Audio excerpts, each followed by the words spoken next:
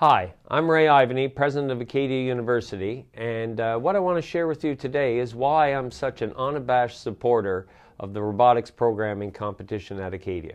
So let me explain to you why I think this little programmable robot that the students are going to be performing their magic with today is so important. Look, there are two dimensions.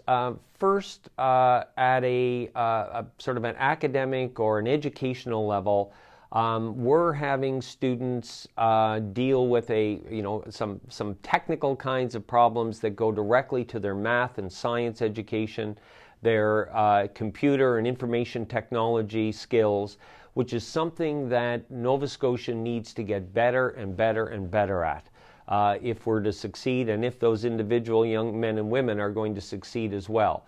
So they represent our future by virtue of what they're learning how to do. And some of it's the technical skills related to information and communication technology and math and science, but some of it also relates to the teamwork. I mean, it really is intellectual teamwork, and their ability to come together and solve a problem, which you will witness today, goes right to the core of what they're going to need to do as students, whether we see them at the Nova Scotia Community College, Acadia, or other institutions.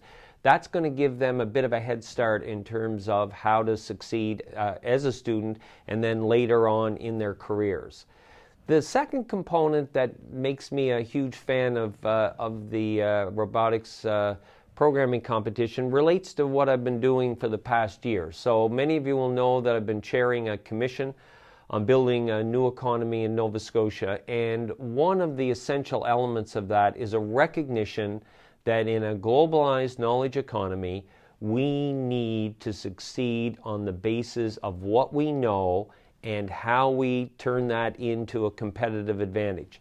The information and communication technology sector in this province represents about 4% or a little better than that of our GDP now. It's a big part of who we are, and from the Commission's perspective, it's likely to become a bigger part because, again, it represents that intellectual capital. Doesn't matter where you're located in the world. So if you're in Nova Scotia, your ability, whether it's software design or whether it's hardware related, your ability to shape a product or service that is successful on the world stage will be an absolutely important component of our economy.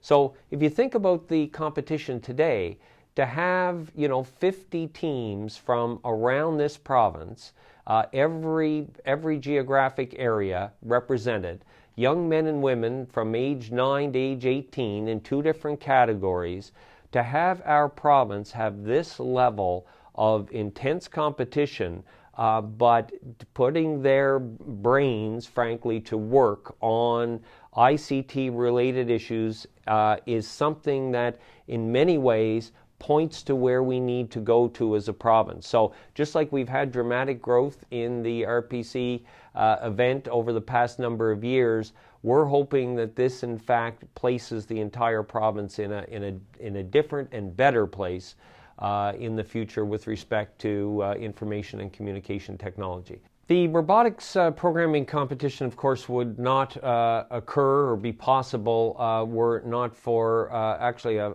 wonderful partnership. So the education system, Acadia, Nova Scotia Community College, and our P-12 system in the province, every part of Nova Scotia, so our school boards have all been major players in making this possible.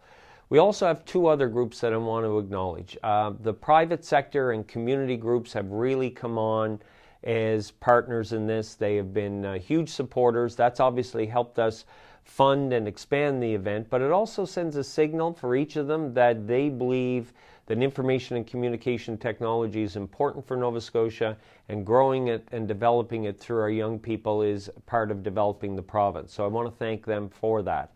I also want to thank the provincial and federal government through their various agencies.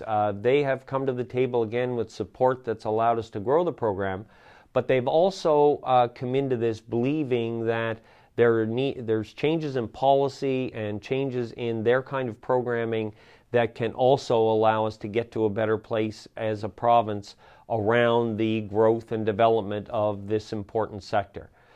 My final comment is, look, this is a wonderful province. As I indicated, I've been chairing a commission on our new economy. The ICT sector is a big part of Nova Scotia's economy today. It will be a bigger part in the future.